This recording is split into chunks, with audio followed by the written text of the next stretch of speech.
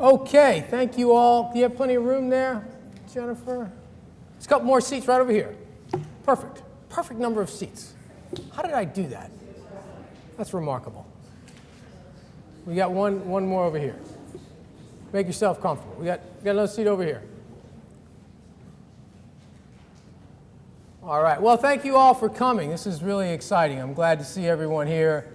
This is going to be a lot of fun. I'm just going to take a moment to just say a little bit about our little center that we're developing at the University of Richmond. Then I'm going to introduce three terrific students who are going to share some of their research with you. Each going to take about 8 or 10 minutes, and then we're going to discuss their projects. So we'll probably hold the questions until all three of them are done. This idea of kind of a center, if you will, Center for Government and Policy, really is a result of some actions taken by students at the University of Richmond a few years ago. Came to John Whelan and I and said, gee, we really ought to do something to kind of formalize some of the research that we're doing, and we'd like to help you with that. So they went to the dean and persuaded him that this was a good idea. Of course, if I went to the dean, it would have made no difference at all. But they went to the dean and persuaded him this would be a good idea, and we got things started. We are moving gradually, I guess, toward building out our program. Our goal basically is to engage in some public discourse, to let the academic world kind of mix with the real world, if you will, the real world of politics and governing. We want to select topics that are relevant to contemporary politics and government, and we think that our students can do the kind of research that can be informative to those who are in the public sphere. So that's our main goal, and to have sessions like this. We hope to do a little bit more of this, perhaps do something in the fall, perhaps bringing together some of the other schools on the campus and that sort of thing. So we're moving gradually but surely, and today we have three very good presentations. First, to my the second gentleman over to my right is Nate Goodman, and Nate is a political science major, and he has done some research, did some research last summer on the agenda setting process in Virginia. Who's second on your agenda? Is it Katie or is it? Okay. Right next to him is Katie Groover, who's been doing some research with Dr. Urkelwater on education reform. And she has a continuation of a project really that began last year. And then to my immediate right is TIm Quinn, who is doing some research on election reform. And he's going to talk a little bit about early absentee voting nationally and here in the state of Virginia. I really appreciate the fact that they were able to come out tonight. As I was telling someone earlier, the hardest thing about putting together tonight was getting these three students on the same day at the same time. Just to give you a brief highlight so you can get a sense of their backgrounds and personalities, Tim was in California this past weekend running track, okay? He was running the 5K, did very, very well in the 5K, representing the University of Richmond. He's an outstanding student and a student athlete. Katie was in Iowa, where she was doing in a mock trial, national mock trial competition. She wound up second. She's our All-American, I guess you'd be a litigator, is that right? Or attorney, All-American attorney. And Nate has class on Tuesday and Thursday, so he couldn't be here. That's his distinguishing characteristic. Anyway, I'm going to ask Nate to come forward first and share his presentation with us. Nate? You want to put this on so we can record it? Yeah.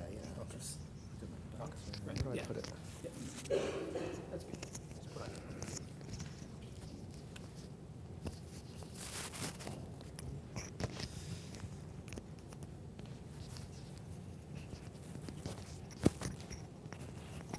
Sorry, not used to these. Haven't done much television. I have not, actually.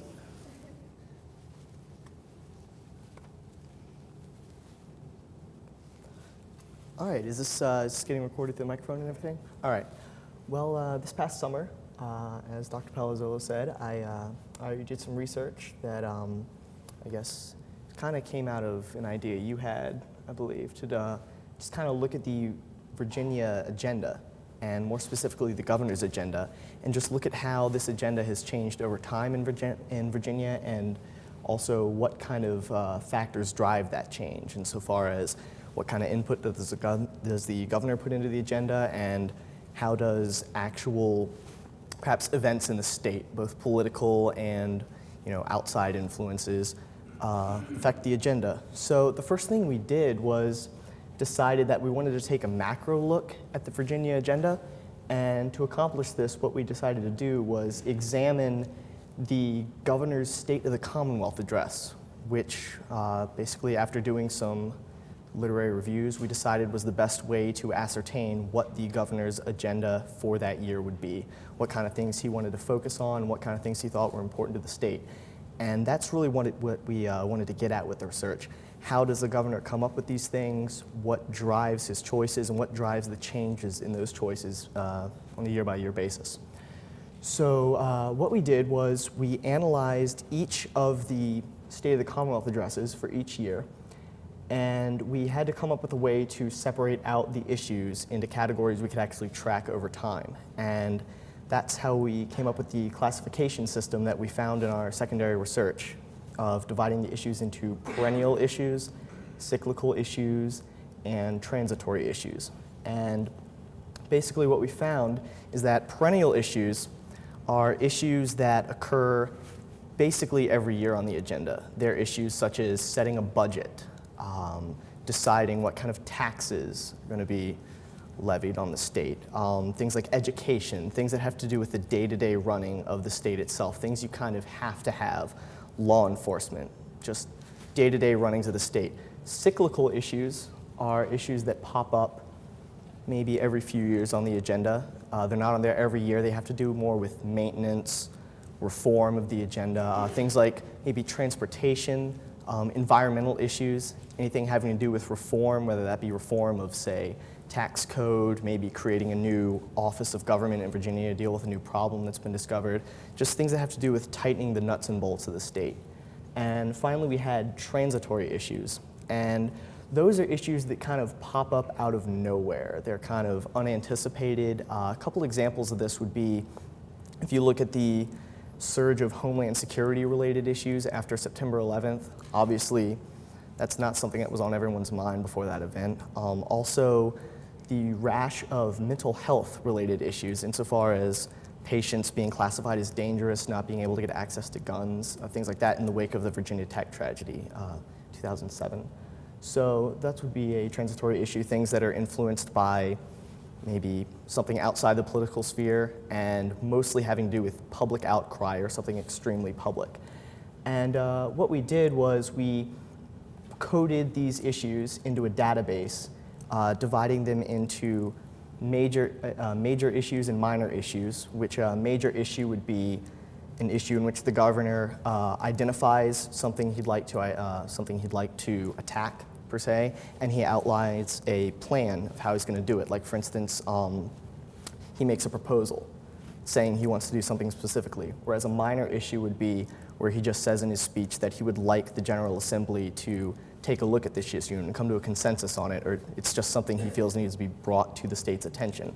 We divided the issues down into those two categories and then further divided them down into perennial, cyclical, and transitory issues. And once we had that, we could look over time at the agenda in Virginia and see basically a map of the agenda and see what kinds of issues out of those three categories were the most prevalent in the Virginia agenda. And what we found was, instead of perennial issues, the extremely common issues, the ones having to do with just regular functions of the state, instead of those being the most common, it was cyclical issues that were the most common. And the cyclical issues are the ones that are only supposed to pop up every couple of years. They're not supposed to be regular fixtures on the agenda. They have to do with maintenance, reform, tightening the bolts. And that was a pretty shocking discovery because that's really not how it's supposed to be. It's supposed to be the perennial issues. And so basically, we wanted to look at what that means for Virginia as a state. And as a state, it seems that Virginia, I don't want to decry it, but it seems to be a state in constant need of maintenance, as it were. Now, whether this is a function, I'm not lying, it's just the data, for whatever reason, it seems that events in Virginia seem to participate cyclical issues occurring more often. And this would be something, transportation is a perfect example of this. Transportation, you have Governor Belisle's classic transportation plan that he passed back in 1986. Then you have Tim Kaine on the other end of the spectrum, whose agenda last year was completely derailed by transportation. And Tim Kaine is actually a great example. If you look down here, I don't know if you can see, red line is cyclical, blue line is perennial, and yellow line is transitory. As you can see, the cyclical issues were the most common throughout the 4 years of Tim Kaine's administration from 2006 through 2009. And basically, this is a result, in large part, of transportation and how, for whatever reason, the governor did not manage to, through no fault of his own, anticipate transportation becoming a large issue. It did, and it had the result of this year, right here, 2008, derailing his agenda. There's a massive dip in the number of perennial issues, whereas the number of cyclical issues stay the same, and that is a direct result of the work that had to be done on transportation that year.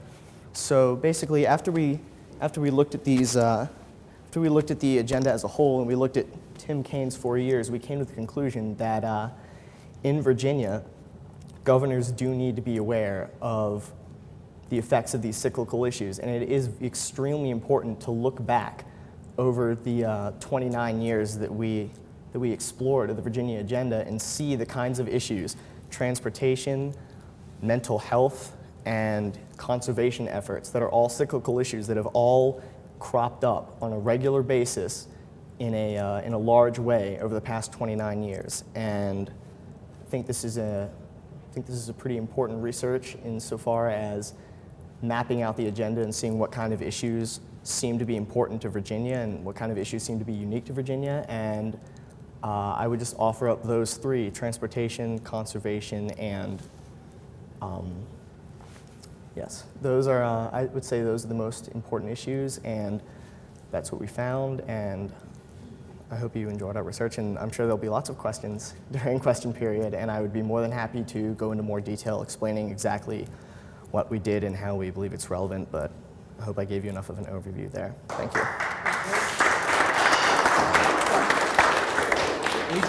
Oh, whoops. Technical difficulties here. Yeah, still. You all set? Guess you just took it like that. Yeah.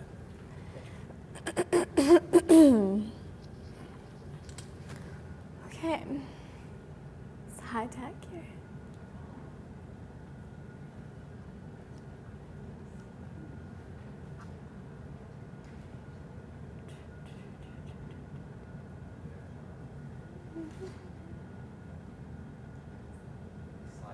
Thanks.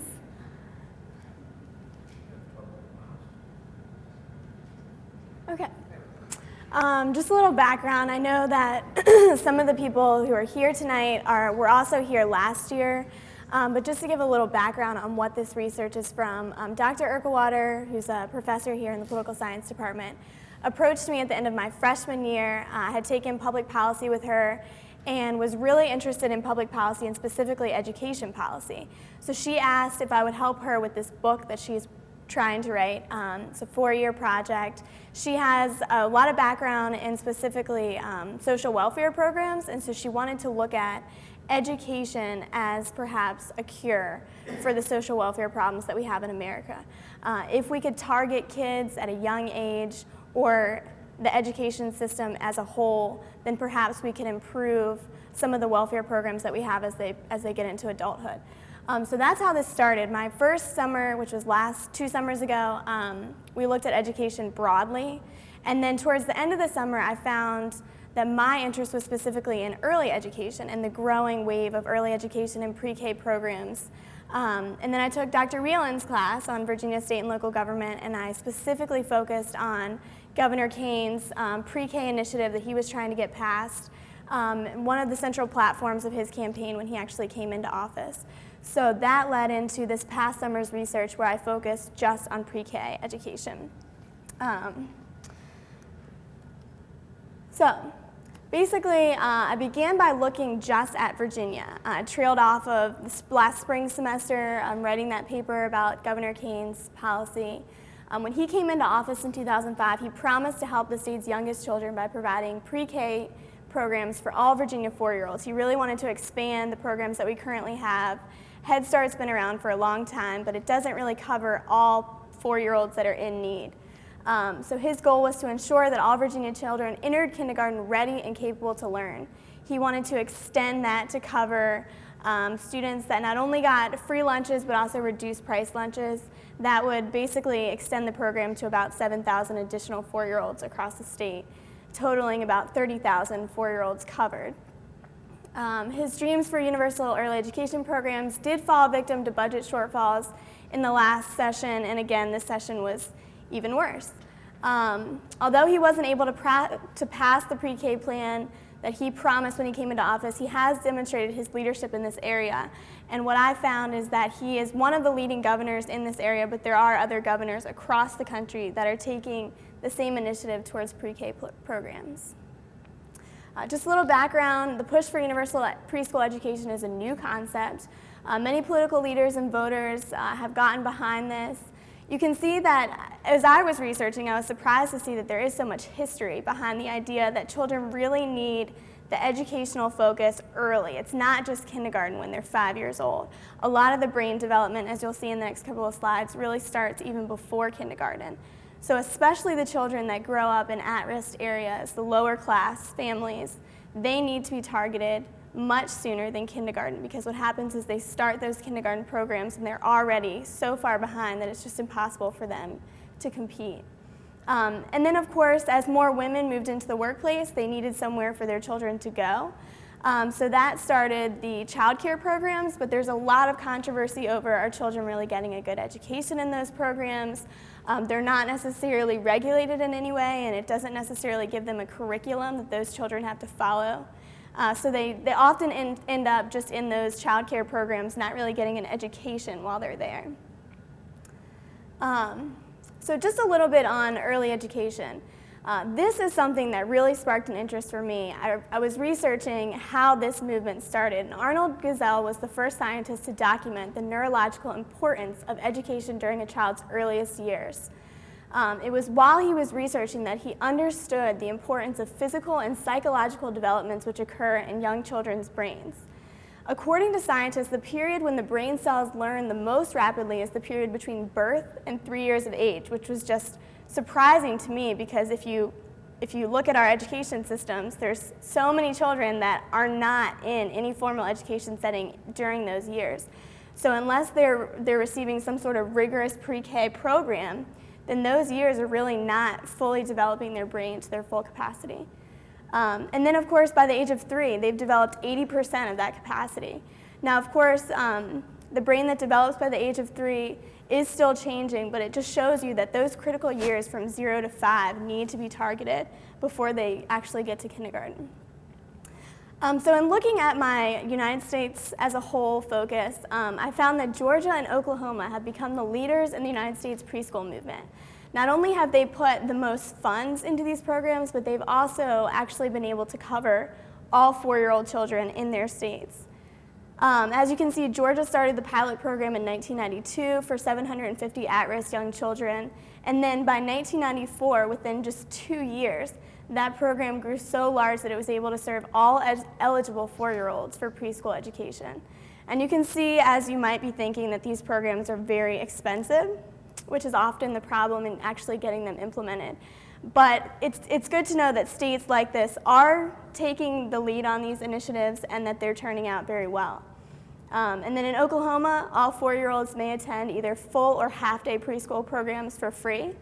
The state passed legislation in 1990 to start a pilot program, and then just 8 years later, that program was purely voluntary, and then the next year it included all 4-year-olds and currently serves more than 30,000 children, which is exactly the amount that Governor Kane wanted to cover. And another thing that I found really interesting while I was researching this issue is you might think that education policy would be more of a Democratic policy, or I did at least. You typically think of these kind of social welfare programs as leaning more towards the Democratic Party, but it was interesting that when I was researching which governors, which states are actually taking the initiative on these programs, that's not necessarily the case. Specifically, Louisiana, a conservative state, spent a great deal on these social welfare programs, invested a large amount of money into early education programs, and the governor there, Governor Blanco, asked for more state funding to support early education programs because she knew that regardless of the money or the politics going into these issues, that this is one of the central things that we can do to help kids, not only in school during their 12 years that they're in formal education, but also after that when they move into careers. And then again, in 2005, the Texas legislature passed bipartisan legislation which created the Texas Early Education Model, a pre-K curriculum for all states' 3- and 4-year-olds. And then as you can see, Nebraska and Arizona, both conservative states, both agreed to increase spending for early education programs. And then here's some more states that have all jumped on board with these initiatives. This shows a little bit more of how much money it really takes to fund these programs. So of course that is a downfall to them, but the amount that is saved later on, with kids not dropping out, with kids not committing crimes as much, and all the other problems that are caused in society because children aren't starting with those good educational basics, it's largely worth it. And then as you can see specifically, of course these programs are targeted towards a certain group of children. Special needs and poor children do benefit the most from these programs. One study specifically found that low-income children who have had quality preschool experiences demonstrate later educational successes and greater employability than do their counter programs that didn't have the benefit of those same programs.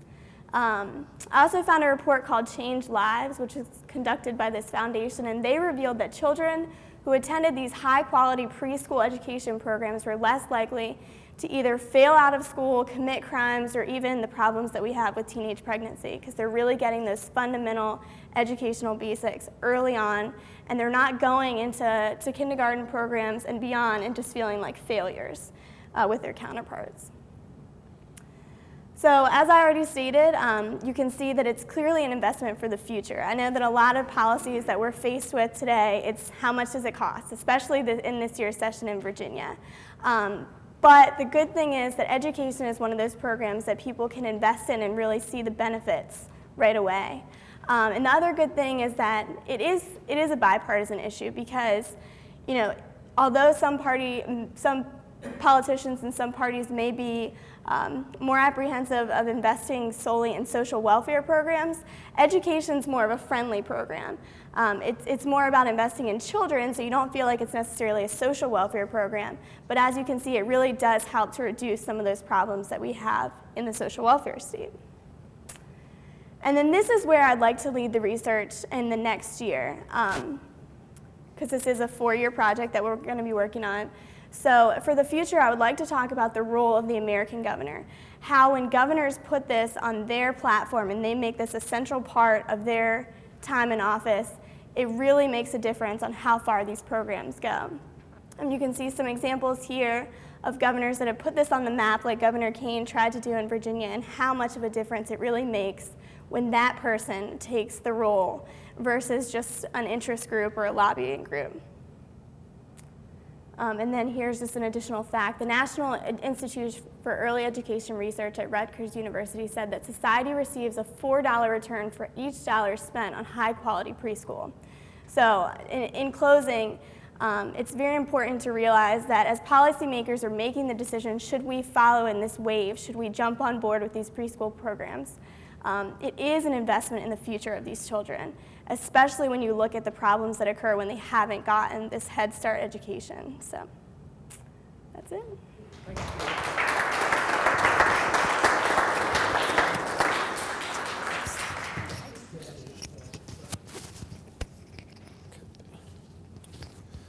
Right.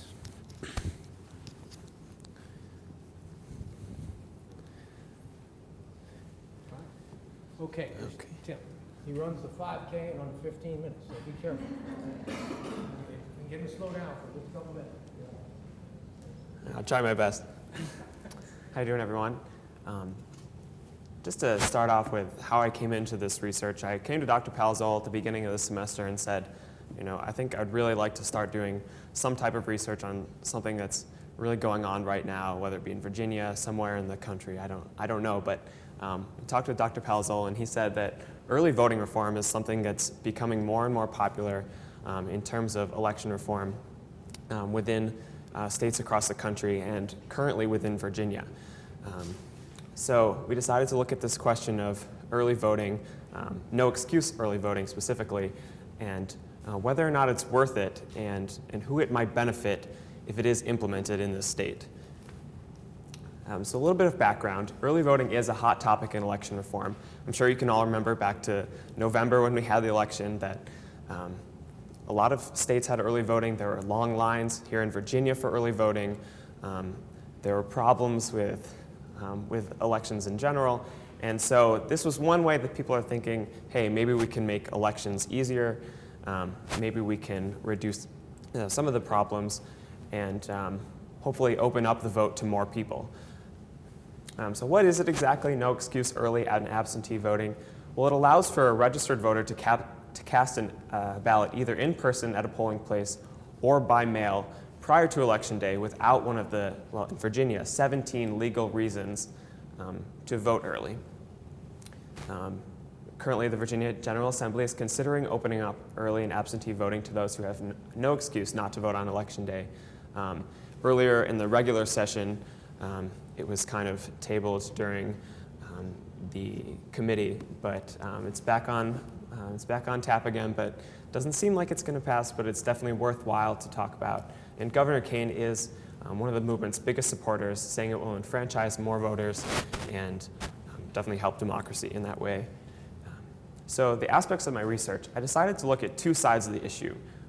The first question I had was, what are the advantages and disadvantages of no excuse early and absentee voting? How is it going to help the state? And what are some of the detractors that might lead us to say, this isn't really the kind of election reform that we want right now? The second question I had is, should this be a partisan issue as it has become in the General Assembly? As Democrats have been strictly for it, Republicans have been pretty strictly against it. So does it really advantage the Democrats as many Republicans think? So I looked at that question in two facets. Statewide, do states with no excuse early and absentee voting vote in favor of the Democrats more than states that don't have these measures in elections? And on an individual level, what demographic groups seem to vote early more often than others? And do these groups seem to favor the Democrats in elections or not? So we really want to demystify this myth out there that's pervasive that says, opening up early voting is going to somehow help the Democrats in elections. And it might not necessarily be true. So some of the reasons for no excuse absentee voting that I found through my research, definitely the biggest factor is convenience. It makes it easier for the typical voter to say, I don't have to get out of work early on that Tuesday in November. I can simply go on a Saturday 2 weeks before and cast my ballot, which for a lot of people, that's a big concern. Mothers of 5 probably don't have much time to stand in a line if that's the case. So this would make it easier for someone like that. Might also make the administration of elections considerably easier. As I said before, these long lines that are happening could be turning people away from the polls. We don't know. So definitely the convenience there is a factor for that, especially Governor Kane is saying, hey, look, we want this not only for the people of Virginia, but also for my people who are working in the state government to make this a more easy process. Another reason that especially Governor Kane has pointed to is that the convenience seems, at least he believes, seems to lead to a higher turnout. Of course, by removing some of the barriers that might prevent someone from voting, you would think that that would allow more people to vote. And some studies have seemed to show that there might be a slight increase in voter turnout due to this. However, it seems like that's not really the case. Also eliminates the burden of checking the excuses and ends the practice of people making up excuses, saying, well, I'm incapable of making it to the polls when really they just don't want to do that. That's a little bit of a legal loophole that if we can close that would probably be ideal. There's no more mischief going on there. It also allows for some people to volunteer on Election Day in a way that they might not have before. If they don't have to go to the poll, they can drive other people to the polls. So definitely there are some advantages, mostly having to do with convenience of voting. There are a lot of reasons against no excuse early and absentee voting, however. There really isn't much evidence to say that it does lead to higher turnout. I know that some of the people I've researched say that it kind of just helps to ensure that the people who are habitual voters anyway just come out to the polls earlier. And this does appear to be one of Kane's major selling points, that it's going to bring new people to the polls and it's going to increase turnout. But most of the academic research, there is not a consensus there that it does much more than very, very marginal. Also, it's going to increase administration of election costs. There's not a lot of information out there about how much it's going to increase election costs, but certainly having to pay extra poll workers, new poll locations, on the weekends several times, it's going to make things more expensive. And especially in the current state of the budget, is that something that you really want to spend a lot of money on?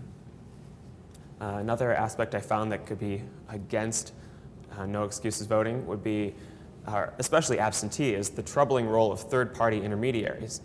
This is the idea that someone from a political party or an activist group could actually bring a ballot to you, and there's no way for us to verify that that person didn't in some way coerce you to vote the way that they would like. So, as one of the researchers I found said, if there's no ballot box, if there's no Australian reform ballots making sure that you're in a place by yourself choosing who you want to vote for, then it's all bets are off. There's no way to know that that's not being corrupted or tainted in some way. Another aspect is campaign effects. What is this going to do to how campaigns are run if you can vote potentially up to a month before the election? You know, that could be considerably before all the debates have happened. That could be before important information has come out.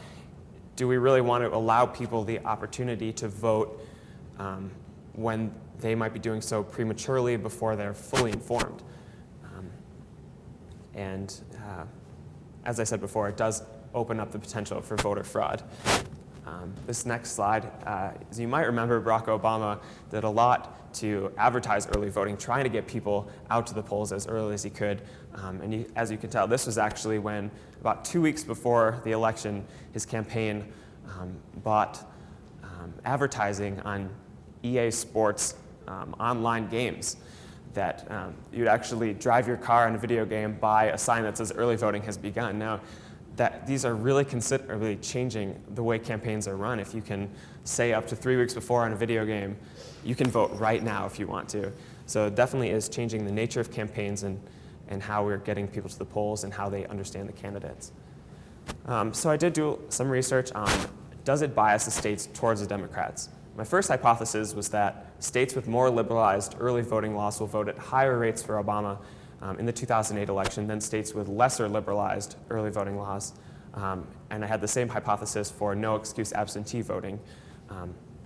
So the first question, the effect of early voting on election results among states. I divided the independent variable into 3 categories: no early voting with excuses, and no excuse early voting, and then compared that with the percentage of the vote for Obama in 2008. The results were very clear, albeit very surprising to me. Instead of finding a positive correlation between early voting laws and voting for Obama, there's actually a very clear negative correlation, which is kind of counterintuitive to thinking that states with more no excuse early voting would be voting for the Democratic candidates. In fact, they seem to be voting for the Republican candidates. So as you can see here, about 59% of those that have no early voting whatsoever voted for Barack Obama, compared to about 52% of excuses and 48% of no excuse early voting. This is a very clear, strong trend away from the Democratic candidate. And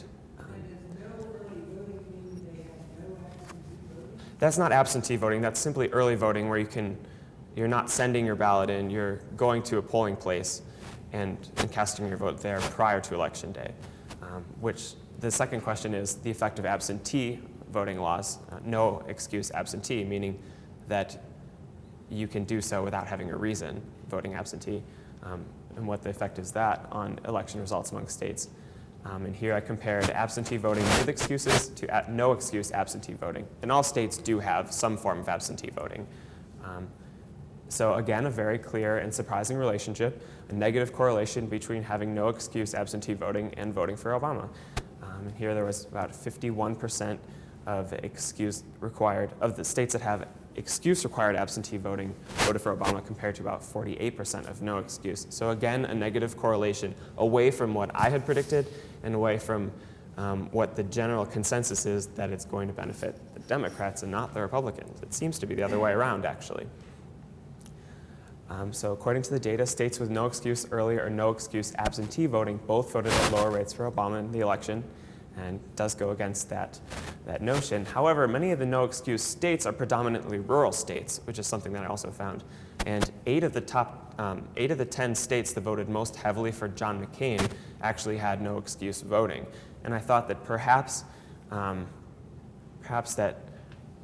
no excuse voting is actually enfranchising more rural voters. So if no excuse voting does open up the vote for more rural voters, then perhaps the Republicans would benefit and not the Democrats. And that could be something that we might see if that is implemented in Virginia. But that is somewhere that perhaps I would like to continue my research after this. It's not something that I did this semester. So I did some individual considerations of demographic characteristics as well of the early voter.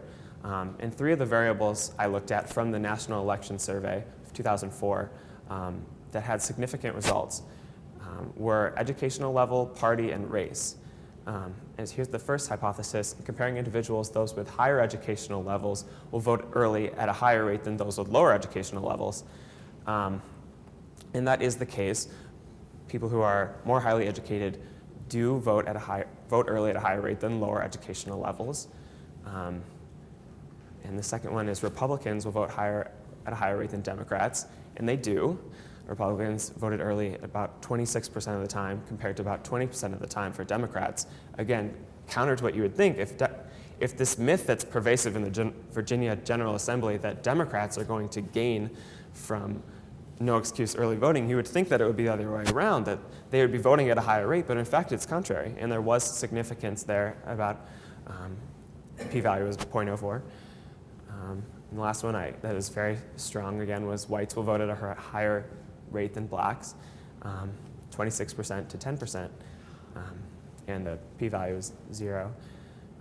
So according to the 2004 NES, the following is true about early voting.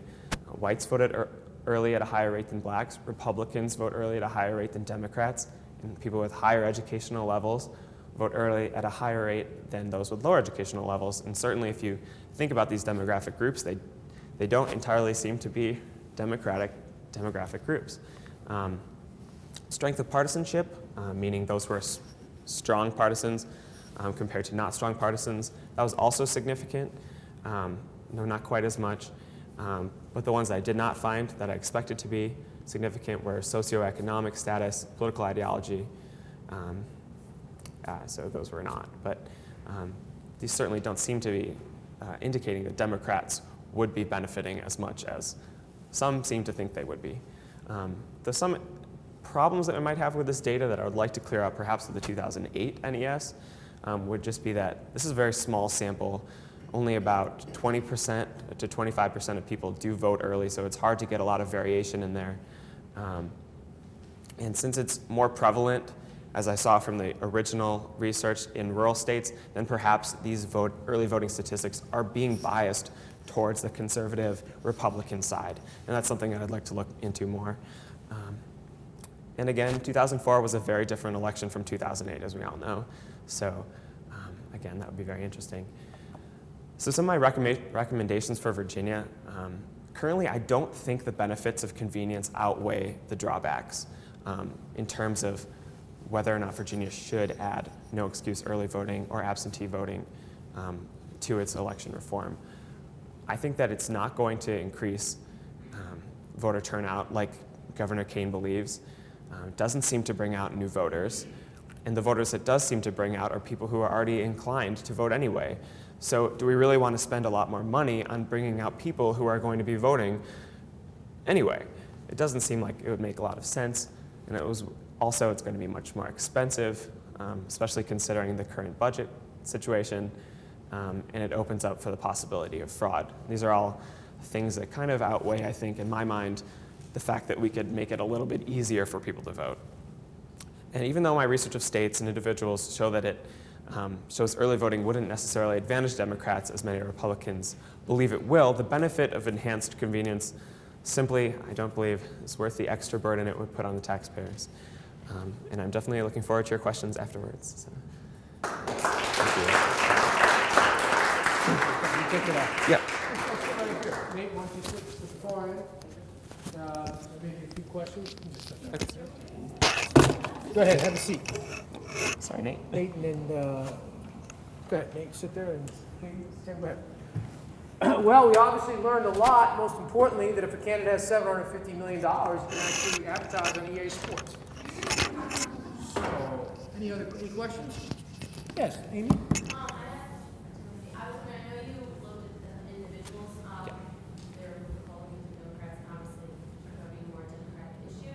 But did you look at the states as a whole? Like the state turned out to be a red state, and as you said, there were a higher percentage of Republicans really voting if they were a Republican state. I guess that would make sense.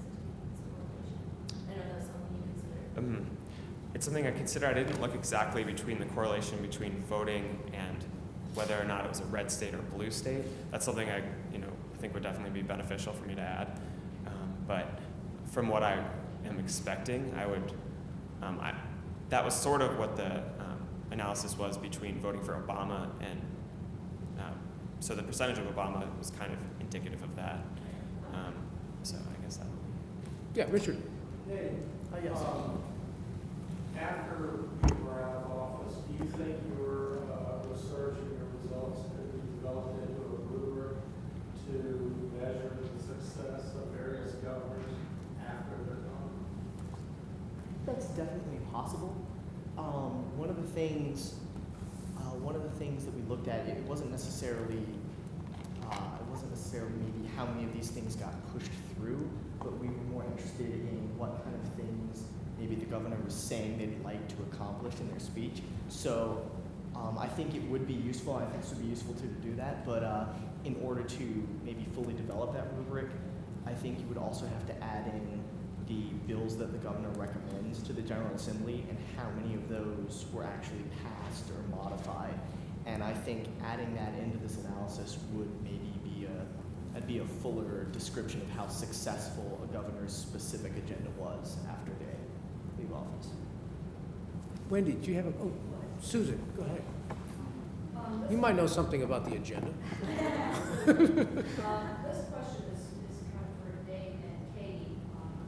The inability of Virginia's governor to succeed themselves, how did that impact the issues you studied? I know it's definitely a problem in Virginia since we have the term limits. And unfortunately for Governor Kane, I think he came in at a time where he couldn't really do everything that he wanted to do, like many executive officers that come in. So I agree with you that I think if he was able to succeed himself, then he might put this back on the agenda. But then again, I mean, the budget crisis that came this year was largely unexpected, and he had to deal with other issues before he left office so that he didn't, completely disregard all of his promises. So I think that, I guess it's hard to say. I think that it would have been easier for him to maybe get big programs like this passed if he had more time to really bring people on board and to show them how the fiscal impacts really are beneficial. If he had maybe not quite as a hard time with a budget like that, then he would have been able to convince more people. Because I know working in the session this year, anything that had a fiscal impact was not favored. So something that has such a large fiscal impact, I don't think was going to happen anytime soon. So perhaps if he had had more time, I think it would have benefited at least the state to have such a strong advocate in that position. I guess maybe even conversely, maybe from my researcher's perspective, the implications of having cyclical issues make up the majority of the agenda means that, as far as my analysis has, I guess you can tell, Virginia's agenda seems to come more out of the state itself than the governor. it's more of a reactionary role.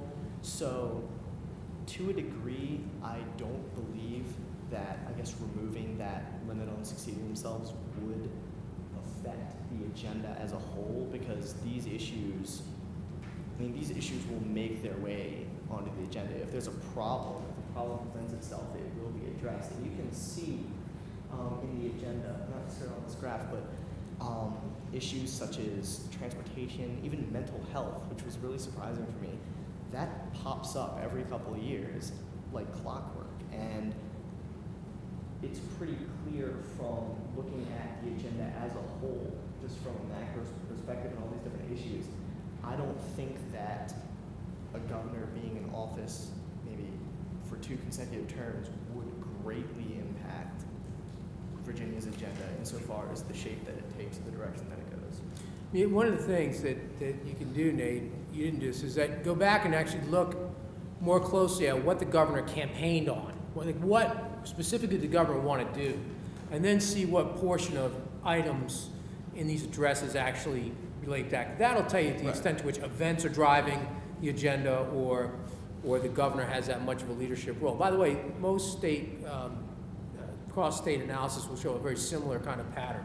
That governors really don't have as much control of the agenda as you think they might think they have in the main. So, Wendy, you had a question. Timothy, I'd be interested to know the age of the no excuse voters. What was the typical age? Was it more to be the elderly? Yeah, most of the research that I read indicated that that older voters tend to vote early at a higher rate, obviously because for them convenience is much more of a priority.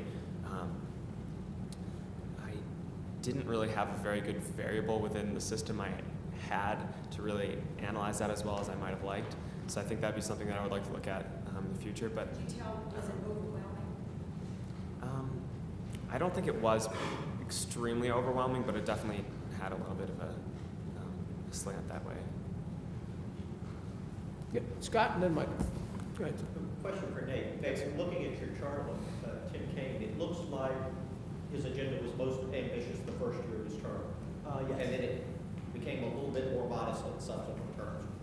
Did you find that was true across gubernatorial terms over the 29 years you looked at, or is that something that's more unique to Kaine? It occurred a few times, maybe not. With Kaine, it definitely did. With, for instance, Allen, I would say maybe I believe it was his second year, was a little more ambitious. And it did all depend on the circumstances. Like Belial's, for instance, I mean, that was the first year that he passed the transportation trust package. So it depended on the individual governor. I wouldn't say that overall there was a trend of governors having an extremely ambitious agenda in their first year. It was more each governor's personal take on how they wanted to confront the agenda, whether they wanted to come in with, a lot of issues and just attempt to get those through, or just concentrate on a few things each year that they thought were important. But you can see trends. Like Kaine, even before Virginia Tech, he came in with issues like mental health, and he had been pushing those. And Warner did that to a degree in his first year in office, but then it kind of dropped off the agenda for those next 3 years until Kaine picked it up. And you did see that a lot, actually, where a governor would address an issue for maybe a year or two, and then would kind of drop out of their agenda, and maybe the next governor down the line or 2 governors down the line would pick that back up and just keep running with it. So, Michael, and then John. This question's for me. Redistricting, reapportionment, what kind of issue would that be? Would that be a cyclical issue?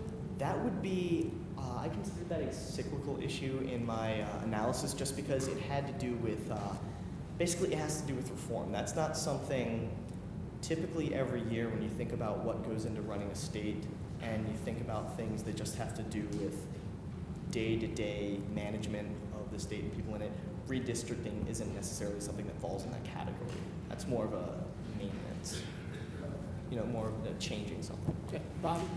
Quick comment for Katie. I love the economics. The two numbers that really jumped out at me were the $72,000 per child, and I was waiting, and you delivered at the end with the $4 for every dollar investment. That's a wonderful statistic for anybody advocating, so I thought that was really terrific. Tim, I have a question for you. last slide, you had a bullet point saying that early no excuse voting didn't really seem to bring out new voters. And I was thinking about that the whole time. That has to be the reason that the partisans were advocating for it. One, because they perceive that it's not just going to shift voters from election day to Halloween. It's going to actually bring new people in, or people that might stay home might find a way to vote. Was that just? Did your research really show that, or did you just not find any evidence, affirmative evidence of new voters? I'm really interested in that. A lot of the research that I looked at did say that the voters who are brought out it's hard to say whether or not a person was going to vote in the election or not, prior to there being this law or these circumstances available to them. But a lot of the research that I looked at said that the people who are coming out in the greatest numbers are those who are more predisposed to vote anyway. They're the stronger partisans who have who care more about the issues. It's higher educated people who, are more likely to vote than lower educated people to begin with. So it's really hard to say precisely whether or not these people are going to, but the data does show that the groups that are in general more likely to vote to begin with are still the ones that are more likely to vote early. So it doesn't really show a great demographic change. It doesn't show that necessarily people of lower incomes, because I didn't find significance here of a difference between the two groups. It doesn't really show that people with lower incomes are voting at a much higher rate than they would have before, which might be a group that TIm Quinn is thinking, I'm hoping to get these people out. I am anticipating the NES 2008 is coming out, I think, in 9 days. So I looked at that last night. It's supposed to come out April 31st, I think. So so I'm kind of interested to see what April 30th. There's no 31st, but that's to see what that has, because I think the two elections are so starkly different between 2004 and 2008. So. Got a lot of hands up. Delegate O'Bannon, do you want to talk about this question, this point, or something? Just thank you very much. This was really interesting on all three of these. This may be a simple question, but maybe for Katie, it should go to Katie or Nate. We know whether the ambitious government agenda plays into this. If he has 5 things, or is he better off just focusing on 1 or 2 signature things? And the other, which is also obvious, is how does the governor's agenda fare vis-a-vis the economics? Obviously, this is affecting everything, as you said. It might be interesting to go back and map some of that. That's a good suggestion. Ben, was yours about early voting, or? I did have a question or a comment about early voting. Okay, and then Victoria. Okay, good. I think it's totally understandable that it would benefit the Republican, more affluent people more interested. I wonder if there's not, as I listen to that, a Virginia component that may be different from the other states. I think the area that would really benefit from that would be Northern Virginia. And you really have people up there that want to vote and get caught in traffic and don't make it, or see that they're not going to get home.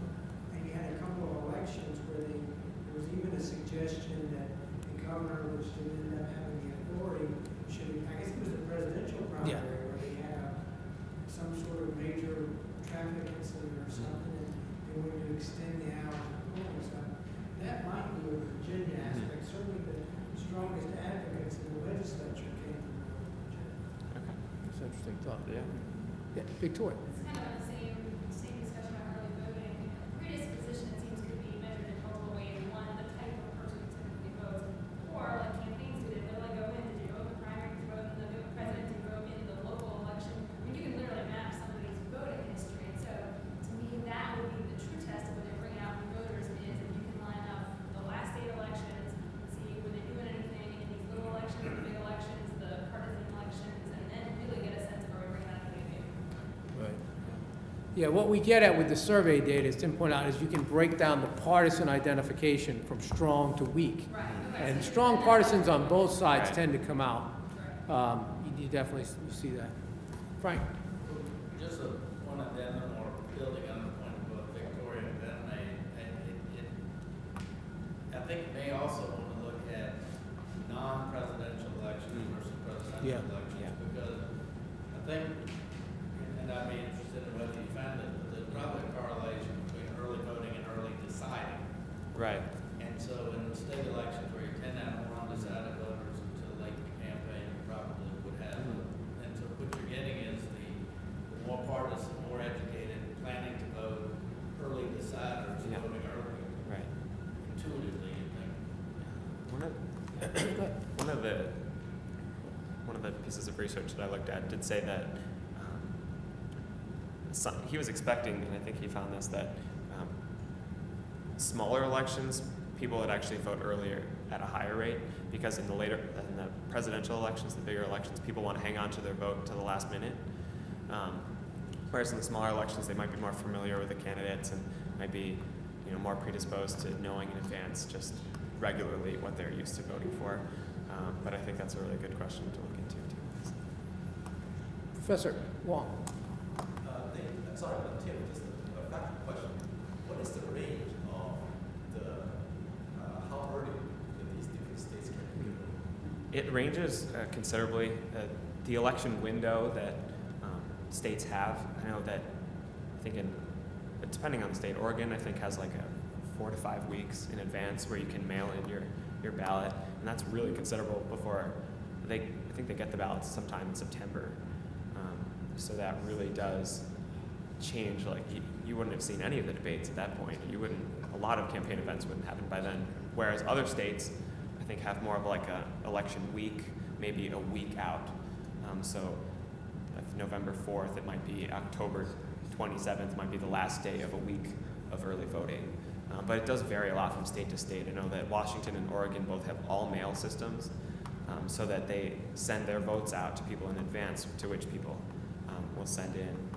So it definitely varies, but I'm not positive what Virginia's looking at. So. It's just a wonderful thing about American politics that every state gets to decide how they want to run their election. Ohio, you can open it up for like a couple of days, and it closes down. It's very strange in some cases. I suspect that whatever Virginia winds up doing will be at least somewhat sensible by comparison to some other states. Yes, Alice. One for Katie and one for Nate. Nate, the idea that you're looking at the State of the Commonwealth address, did you take into consideration that some of the items mentioned, maybe just because it is televised, playing to the interests of the public rather than maybe what their priorities are? That thought's always in the back of your head. Why is the governor putting this in there? And one of the ways you can maybe get around that is seeing, is this something that pops up again in subsequent years in the agenda? And sometimes it does. Like, for instance, one that stood out, just the first thing that comes to mind is Warner Mental Health. He mentioned it, I believe, his second year in office, and it didn't come up again. Now, I'm not saying that he only said that for the public, but I'm just saying that there's issues that sometimes they'll crop up once and they won't crop up again. Sometimes the governor will address something and then he won't address it again for the rest of his term. And I guess maybe I didn't feel, there's not really room in the study maybe, or at least maybe in the way I conducted it, to get inside a governor's head maybe and look at each individual issue and say, why did he do that? But there are definitely issues that sometimes they only pop up once. Sometimes you have a governor who consistently every year hammers this into his speech and makes it something that is a really important part of his administration. Sometimes he doesn't. I mean, one way that might get it is, do you remember the last time it wasn't televised? I'm not so sure when they started televising. Started like under Rob. Okay, so you'd have to go back before Rob. It used to be in the middle of the day, Okay. and they moved it to the evening to be televised. I mean, one way to answer it, Alice, is to go back and compare the pre-TV with the post-TV. You might, yeah. That's basically one of the reasons that mental health may have been on Governor Warner's agenda, was because I think the Justice Department was kind of a state of Okay. Alice? Yeah, Alice. Sorry. Sure, that's okay. The studies have shown that the brain development from 0 to 3 is so critical, but yet it seems like most everyone's focused on the 4-year-olds. Now Zell Miller did something with birth. Didn't he give them, he gave all of the new mothers a Mozart CD or something to take home? Yeah. Or any other governors looking at 0 to 3? Well, it's interesting because some of the research that I found have 3- and 4-year-old programs. So you're right in that it should. Well, it's also interesting. Like the study that I presented today said between 0 and 3, you get that 50%. Then I had others that said 0 to 5 is the 50%. So I think the reason that they're targeting the 4-year-old is because it's the year right before you usually think of kindergarten, and also because perhaps the students would be a little too young to start at 3. I'm not really sure what the reasonings are for that. And I did study Zell Miller when I did my comprehensive educational search. But it is interesting to look at why specifically 4 is a targeted year. And my best guess is just simply because the next year is when students are expected to start, especially nowadays, what they're expected to do in kindergarten is like what I was doing much further. I guess that's the reason they're targeting 4, just saying it perhaps a year earlier. And I would expect that maybe as these programs build, they would just start them even earlier and earlier, just like they've started our kindergartners earlier than we started anything. Well, if we get many more students that are further advanced than you, Katie, by the time they get to University of Richmond, I may need to retire. So, is there any other question? Yeah. I have a question for Tim. In looking at the whole idea of motor voter and vote without excuses before the election, the idea is always to increase voter participation, which is tradition in the U.S. So for a democratic country, do you see any discussion in the literature that legislators, not just academics, are actually talking about having election days when people aren't working and can vote, like on Sunday, where most European countries vote on Sunday, or Sunday and Saturday, have a multiple day. Do you see any serious political discussion about that if the idea is really to increase voter turnout? I really focus my research on academic, so I can't really say about the political side of that, but I know that a lot of the academic literature says, why don't we move this to Saturday and Sunday when people can go, or extend voting hours, or make it more of a longer period. I don't really know politically. It hasn't come across for me that there's been a substantive discussion about that in General Assembly. I don't think there has been. Not in Virginia. Not here. So. Just make it a holiday. Well, the holiday, people talked about the holiday, but the problem with the holiday is some people may not vote if it's a holiday. They may take a day off, go to the beach, So, I mean, you got to be a little careful here about the law of unintended consequences. But any other questions? Or yeah, Scott. Ben said something, a triggered question that I had for Nate regarding the gubernatorial addresses, because it kind of cropped up this year, and will certainly crop up next year. Following an election, there are actually 2 states in the Commonwealth address, or 2 joint addresses. Next year on Wednesday, TIm Quinn will give an outgoing address. Saturday, we swear in the new governor, and then Monday night, the incoming governor gives what is very much a policy-setting address. It may not be a state of the Commonwealth per se, but it's very policy-setting. How did you deal with those years where we have 2 addresses in the same year? Well, most of the time, when you look at the outgoing governor's address, a lot of it is more of a comprehensive look back on, say, what he's done. And while there are, like, especially with Lyles and Wilder, when they're going out, you can see how they say, I believe these things should be done in the future. I would encourage you to do them. But since they're not the governor, they kind of lack the political clout and ability to actually see that through. So in those years, I focused more on the incoming governor's speech, and I think that's a pretty good measure of what he wants to do. And obviously it's his first year in office. You want to see what kind of policies he thinks are important and whether those policies continue to crop up throughout his his term. So you think that's worth comparing in that same year? Yeah. I was just kind of curious how, because every 4 years we get 2. Well, and I mean, I did read both of them in those years, and it just established the trend of the outgoing governor. It's more of a retrospective. Incoming governor, it's more of a look ahead, and just wanting to map the agenda and how it's changing. I thought it was more important to look ahead rather than behind. Following up on that, I think it would be interesting to look at the governor's speech the second week of his term, because that's when he has control. The budget. It's all out of whack. The the budget is in place, it really doesn't have that much to say about the second year. Yeah. It would be interesting to look at, setting his agenda for 4 years, but in the second year, what did it really focus on? Specifically looking at budgetary. Yeah, and that's also why the fourth year is important. I mean, I remember Alan rolling out all kinds of things in the fourth year, as I recall, with the budget, so. Frank, did you have a question? Or? Well, I just want to compliment everybody. Yeah. I really thought, and you can tell from the questions that it's fascinating. We're probably going for a while. The one question that I want to ask Katie, because I got a chance to hear last year's presentation this year's, and it's really, I think they build on each other, is whether you have formed any, I think last year I asked you about the correlation between sort of the universal pre-K approach and the targeted, school lunch or various criteria targeted at lower income levels. And I think your conclusion here is that the biggest benefit proportionally is to those groups. Intuitively, you think that if you're providing it though to everybody, you can build more political support, arguably. And I'm wondering if you found any correlation between, of course, in Virginia, the governor started with the universal.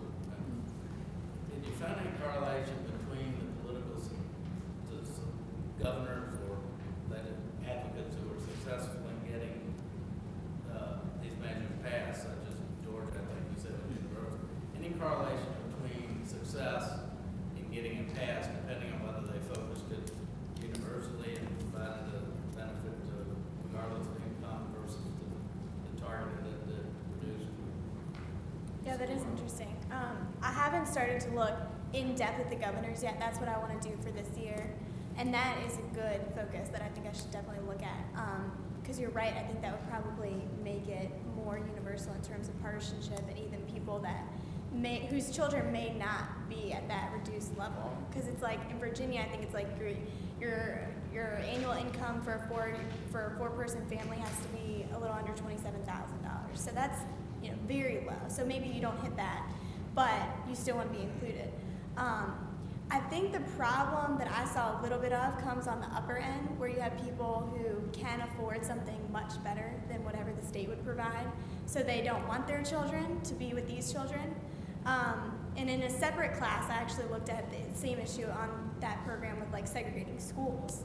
And you have the issue of these students can really benefit from the students that are much higher than them in terms of academic ability, because you might have these children in programs starting at like 2 or 3. So by the time they're 4 and they get in these programs, they don't really need it, but their parents can still continue to get them the best education. Whereas you have these who are just kind of getting the basics of a universal program at 4. So if you mix them, perhaps these kids could really benefit. But you have the argument from the parents who are wealthier that they don't really want their children being pulled down by those kids. So I think that you're right that it probably could help with some of the issues of why these policies don't get passed, but at the same time, I think you're going to have those unintended consequences of people who have the better resources and do not want their students in those universal programs. Katie, what percentage to all these states that are really involved, do they all have opt-out provisions? In terms of your child doesn't have to do it, I think that's what I saw. And even for Virginia, Kane's Start Strong program would just be optional. It's not like your child has to go into that program. But obviously those children who would need something like that, I could see their parents definitely opting for them to be in them. At the same time, I think that, again, you're going to have these upper class families who have something that's far better than whatever the state might offer to them, that they would indeed opt out, just like we see from private schools. John, did you have one final question or comment? Okay. Well, I think this has been a tremendous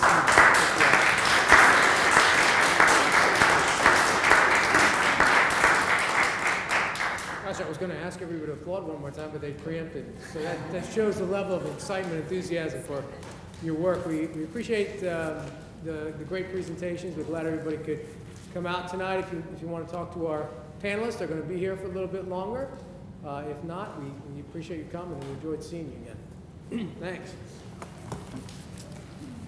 Good job to you guys.